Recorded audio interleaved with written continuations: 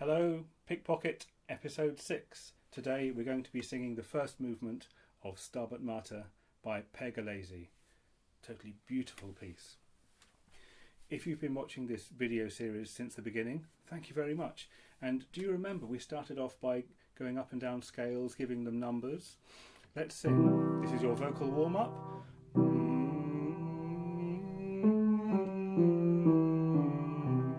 Humming up 6 notes and down. And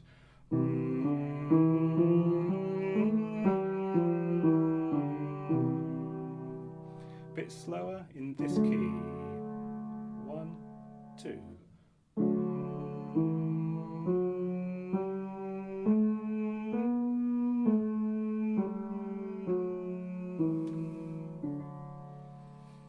What happens if you hold the first note, don't sing the second note, just keep singing the first note instead, and then go to the third note, hold that while I play the fourth note, and then do 5. So you're doing the odd numbered notes, but you're holding them. And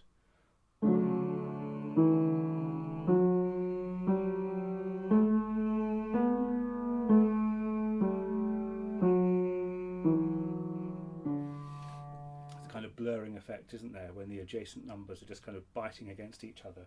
Let's do a similar thing. This time just sing the second note and the fourth note, but hold on to the note so that it kind of clashes with the piano notes. You come in on the second note.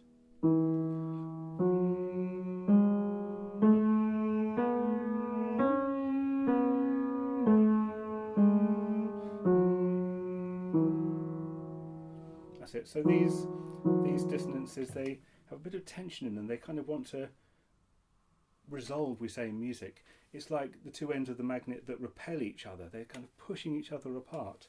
I'll play 2 notes the same, an octave apart. One note goes up, so the bottom note has to resolve and then back together again. So in shapes, it's this shape together, one moves.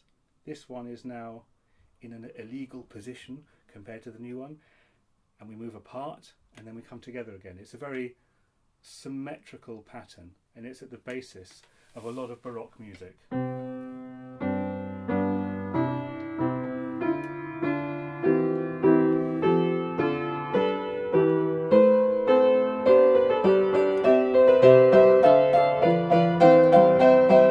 can just go on forever on that sequence as 2 notes come together, one moves, pushes the other one. If we change the plane from that plane to the vertical plane, it is the classic pushing it down, 1 potato, 2 potato. The weight of the potato on top pushes the note down, and then we go up the ladder forever and ever. What about if we do the potatoes, and the potato that is pushed down, this one, goes even higher and then lands down? You see this shape just kind of looping round. We would then get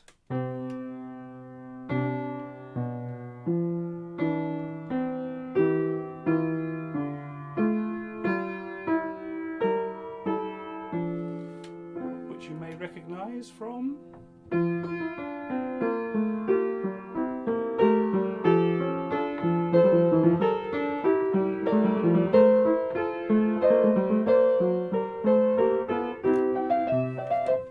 Mozart Requiem. Mozart, like Pergolesi. Pergolesi does his in the minor key. So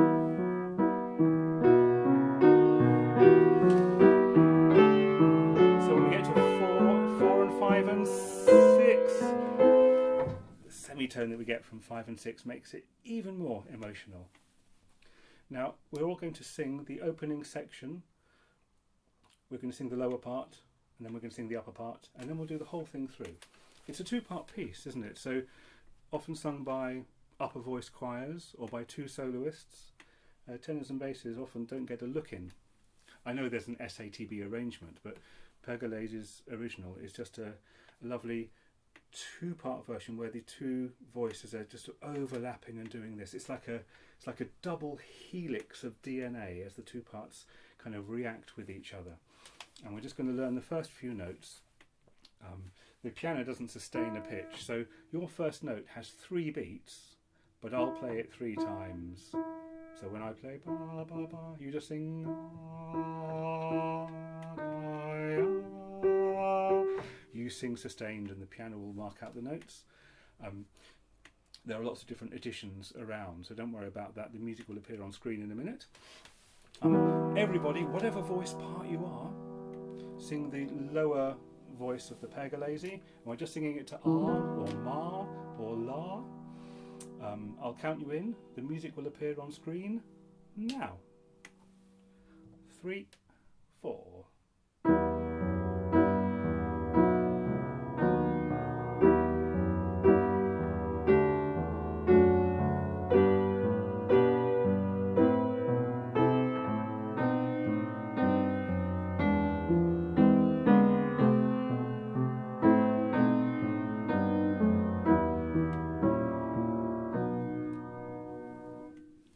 Lovely. Welcome back. Now you're all going to sing the top part. Still just to R, so even if you're not a soprano, if you're an alto tenor or a bass, even if you're a second bass or a third bass or a fourth bass. Got to fourth bass once. 3 times. We've got 3 kids. Here we go. Sing the top part. I'll count you in. The music is going to appear on screen now. 1, 2.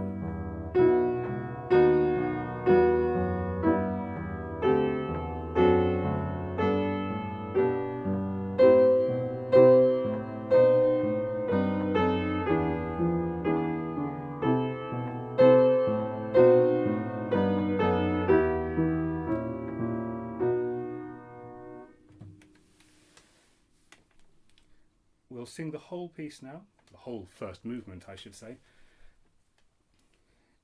If you'd like, you can certainly put in ornaments and little trills and grace notes and things. Quite often when you hear soloists or duettists do that, that's what you hear them do. Both parts will appear on screen. You choose whichever part you'd like to sing, and we'll go all the way through Stabat Mater, Pergolesi, first movement. There's a piano introduction first though. Here comes the intro. When the music comes in, when the vocal parts come in, your music will appear.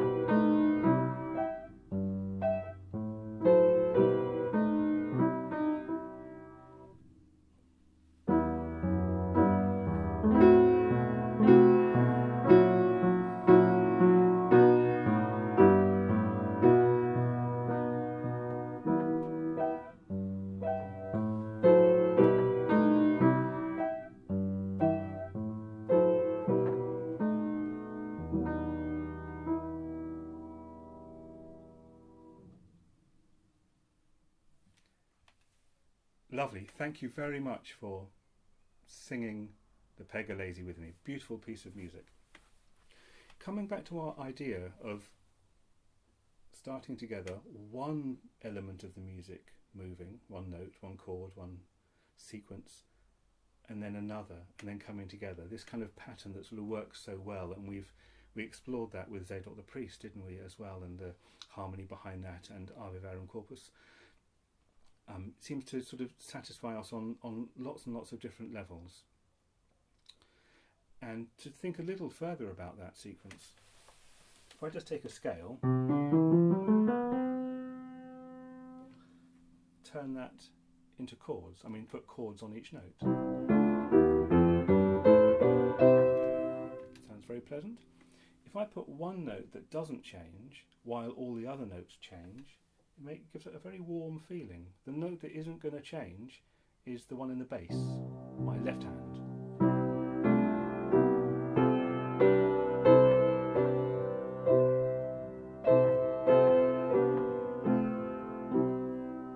So we can actually really hear those two things. I think it's the hearing that two different things are going on at once. I'll put the note that doesn't change at the top of the texture now.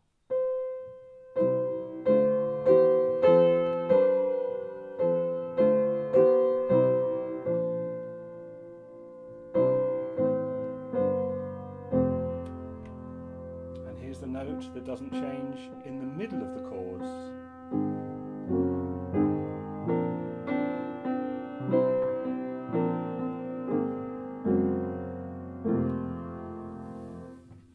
Those harmonies, we call them parallel chords because all the notes in the chords are going up and down at the same time, was used a lot by our old friend Vaughan Williams and by many composers at the beginning of the 20th century.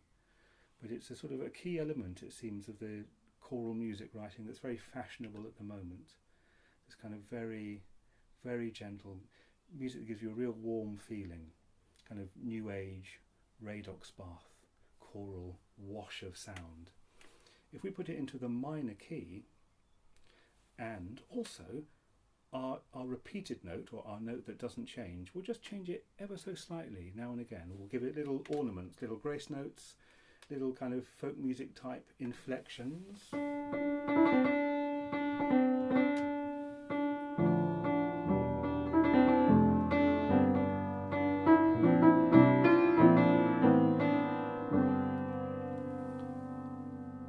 We learnt last time how minor keys are even more affective, even more of a direct line into the emotions. So that's why those kind of chord sequences and those kind of warm sounds full of dopamine, are used in film music and TV and adverts and soundtracks all over the place. I call it the now more than ever kind of music, because we hear things like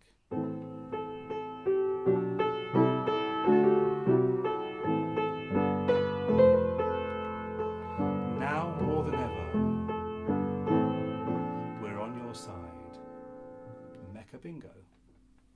And then in a different key,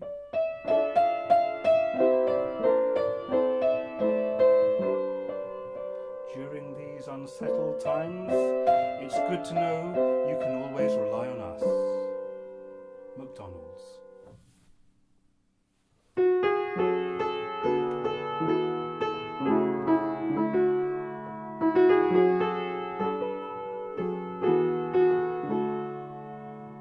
Because now, more than ever before, we're working together for a brighter future.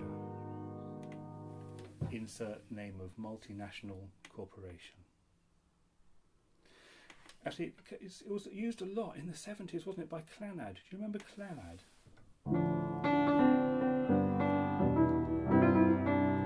Kind of big wash of synth sounds. So, that's where all that comes from.